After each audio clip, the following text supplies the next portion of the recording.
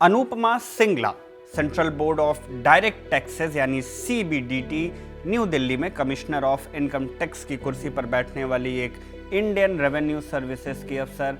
27 अप्रैल को सीबीआई ने इनके खिलाफ आय से अधिक संपत्ति बनाने के मामले में केस दर्ज किया। इन पर आरोप है कि इन्होंने अपने पति के साथ मिलकर महज 7 साल के अंदर लगभग 4,57,00,000 की ऐसी संपत्ति जुटाई जो उनकी ज्ञात आय से करीब 139% ज्यादा थी। माने सरकारी सैलरी से जितनी कमाई हुई उससे करीब 2.5 गुना ज्यादा। सीबीआई की यह तत्कालीन कार्रवाई आपको सामान्य सी लग रही होगी, लेकिन जैसे ही आपको इस केस की हिस्ट्री पता चलेगी आपके होश फाख्ता हो जाएंगे। दरअसल अनुपमा सिंगला हैं आईआरएस अफसर अमित सिंघल की पत्नी। वो अमित सिंघल जिनके घर जून 2025 में सीबीआई ने छापा मारा था और 3.5 किलो सोना, 2 किलो चांदी और लगभग 1 करोड़ नगद के साथ 25 बैंक खातों में पड़े अथाह पैसों के साथ ही साथ करोड़ों रुपए की प्रॉपर्टी के डॉक्यूमेंट्स भी जब्त किए थे। पर क्यों? क्योंकि अमित पर आरोप था एक मशहूर रेस्टोरेंट चैन ला पिनोज पिज्जा के ओनर से 45 लाख रुपए की रिश्वत मांगने का। क्या था वो मामला? कैसे सीबीआई ने रिश्वतखोरी के आरोप में आईआरएस अफसर को पकड़ने के लिए जाल बिछाया? जब सीबीआई ने अमित के घर की तलाशी ली तो घर से क्या कुछ मिला? और अब उनकी पत्नी जो खुद भी एक आईआरएस अफसर हैं, उनका नाम कैसे इस केस में सह आरोपी के तौर पर जुड़ गया? कैसे इस आईआरएस कपल पर कालाबाजारी का साम्राज्य खड़ा करने का आरोप लगा? इस वीडियो में इन सारे ही सवालों के जवाब तलाशेंगे। नमस्ते, मेरा नाम शुभम है और आप देख रहे हैं खबर गांव का नौकरशाही से जुड़ा शो लाल बत्ती।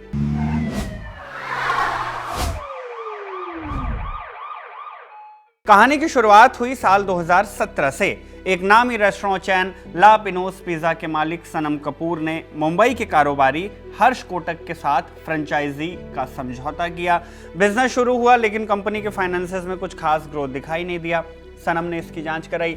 2023 में सनम को पता चलता है कि हर्ष कोटक ने तय शर्तों के खिलाफ जाकर बाहर से सस्ता और कच्चा माल खरीदना शुरू किया। प्रॉफिट बढ़ाने के लिए ऐसा किया गया, लेकिन ये कंपनी की छवि खराब कर सकता था। सनम ने पहले इस पर आपत्ति जताई। मामला बातचीत से नहीं सुलझा तो सनम ने डील खत्म करने की बात कही। इस ऑप्शन पर भी बात हुई, लेकिन एक शर्त के साथ।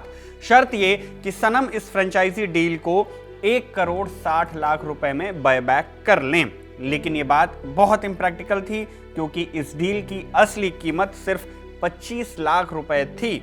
मामला यहां उलझ गया। इसके बाद आईआरएस अधिकारी अमित कुमार सिंघल, जो उस समय मुंबई कस्टम विभाग में संयुक्त आयुक्त के पद पर थे, उनकी एंट्री मामले में हुई।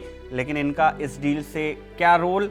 टाइम्स ऑफ इंडिया में 2 जून 2025 को पब्लिश हुई राजशेखर झा की रिपोर्ट बताती है कि हर्ष कोटक कथित तौर पर अमित सिंघल की मां के साथ एक दूसरे वेंचर में भी शामिल था। मतलब दोनों के बीच बिजनेस पार्टनरशिप पहले से चल रही थी। आरोप है कि इसी जैक की वजह से इस फ्रेंचाइजी डील में आईआरएस अमित सिंघल ने इंटरफेयर किया। टाइम्स ऑफ इंडिया की रिपोर्ट के मुताबिक सनम कपूर का आरोप है कि इस झगड़े के बाद फरवरी 2025 में अमित कुमार सिंघल ने सनम कपूर के खिलाफ इनकम टैक्स का नोटिस जारी करवाया। सनम के चार्टर्ड अकाउंटेंट को यह बताया गया कि सिंघल के दबाव के कारण उन पर मोटा फाइन लग सकता है। इसके बाद सनम और अमित में डायरेक्ट बातचीत शुरू हुई। अप्रैल 2025 में सनम ने दिल्ली में आईआरएस अमित सिंघल के ऑफिस पहुंचकर बातचीत की। कुछ बैठकों के बाद ला पिनोज पिज्जा की मास्टर फ्रेंचाइजी की ये पूरी डील शॉर्ट हो गई। लेकिन विवाद यहां खत्म नहीं हुआ, शुरू हुआ। इसके बाद से ही सनम को आयकर विभाग और फूड सेफ्टी डिपार्टमेंट के कई नोटिस मिलने लगे। उन्होंने आरोप लगाया। जैसे जैसे विभागीय नोटिस बढ़ते गए, सनम को समझ आ गया कि ये कोई आम कार्रवाई नहीं है। तब उन्होंने सीबीआई में शिकायत की। इस शिकायत में सनम ने आरोप लगाया कि आईआरएस अमित कुमार सिंघल ने उनके ऊपर चल रहे आयकर नोटिस को सेटल करने के लिए 45 लाख रुपए की रिश्वत मांगी है। शिकायत मिलने के बाद सीबीआई एक्शन मोड में आती है। पंजाब के मोहाली में एक ट्रैप बिछाती है। सीबीआई की रिपोर्ट के मुताबिक 31 मई 2025 को रिश्वत की पहली किस्त 25 लाख रुपए अमित सिंघल के घर भेजी जानी थी। यहां सनम के पुराने पार्टनर और अमित के नेटवर्क के पार्ट हर्ष कोटक ने ये पैसे रिसीव किए। इसी दौरान सीबीआई की टीम मौके पर पहुंच गई और हर्ष कोटक को रंगे हाथ रिश्वत लेते गिरफ्तार कर लिया। कोटक को पकड़ने के बाद उसी दिन सीबीआई की एक टीम अमित सिंघल के घर दिल्ली भी पहुंची। सीबीआई ने दिल्ली में अमित सिंघल और हर्ष कोटक से जुड़ी जगहों पर तलाशी ली। इस छापेमारी में कुल 3.5 किलो सोना, 2 किलो चांदी और लगभग 1 करोड़ रुपए नगद बरामद हुए। जून 2025 में एनडीटीवी में पब्लिश हुई मुकेश सिंह सेंगर की रिपोर्ट में एक अधिकारी के हवाले से लिखा गया कि छापे में एक लॉकर और अलग अलग बैंकों में मौजूद 25 बैंक खातों के डॉक्यूमेंट भी बरामद हुए। साथ ही दिल्ली, मुंबई और पंजाब में अचल संपत्तियों और दूसरी संपत्तियों के कागजात भी मिले हैं। छापे के बाद घूस के साथ भ्रष्टाचार के मामले में दोनों आरोपी मतलब अमित कुमार सिंघल और हर्ष कोटक को चंडीगढ़ की विशेष अदालत में पेश किया गया। 14 दिनों की न्यायिक हिरासत में लेते हुए उन्हें गिरफ्तार भी कर लिया गया। ट्रैप केस की जांच के दौरान सीबीआई ने अमित के एसेट्स और उनके फाइनेंशियल रिकॉर्ड्स की स्कैनिंग की। इसमें सीबीआई को पता चला कि 1 अप्रैल 2018 से 31 मई 2025 के बीच अमित सिंघल ने अपनी ज्ञात वैध आय से कहीं अधिक संपत्ति अर्जित की। कितनी? द ट्रिब्यून की रिपोर्ट के मुताबिक 1 अप्रैल 2018 से 31 मई 2025 के बीच अमित ने 4,57,39,557 रुपए की संपत्ति बनाई, जो कि उनकी डिस्क्लोज्ड इनकम से करीब 139.15% ज्यादा है। लेकिन इन सब में उनकी पत्नी का नाम कैसे आया? सीबीआई का आरोप है कि कथित आय से अधिक संपत्ति का कुछ हिस्सा अनुपमा सिंगला की जानकारी, सहायता और सहयोग से इकट्ठा किया गया। इसी वजह से उन्हें डीए माने डिसप्रपोर्शनेट असेट्स केस में सह आरोपी बनाया गया। आसान शब्दों में बताएं तो जब किसी सरकारी अधिकारी या कर्मचारी के पास उसकी आधिकारिक कमाई और बताए गए आय स्रोतों से कहीं ज्यादा संपत्ति मिलती है तो जांच एजेंसियां डीए केस दर्ज करती हैं।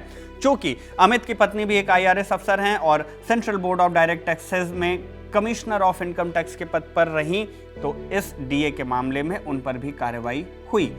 अब आगे इस आईआरएस कपल का क्या होगा? द ट्रिब्यून में पब्लिश हुई नितिन जैन की रिपोर्ट में लिखा गया कि सीबीआई अब कई स्तरों पर जांच आगे बढ़ाएगी। मसलन बैंक खातों, निवेश और लेन देन की फॉरेंसिक फाइनेंशियल जांच होगी, जब्त चल और अचल संपत्तियों का मूल्यांकन होगा, आय के स्रोतों की जांच होगी, आरोपियों से स्पष्टीकरण मांगा जाएगा, संभावित बेनामी या तीसरे पक्ष की संपत्तियों की जांच की जाएगी और इसके बाद पर्याप्त सबूत मिलने पर सीबीआई अदालत में चार्जशीट दाखिल करेगी।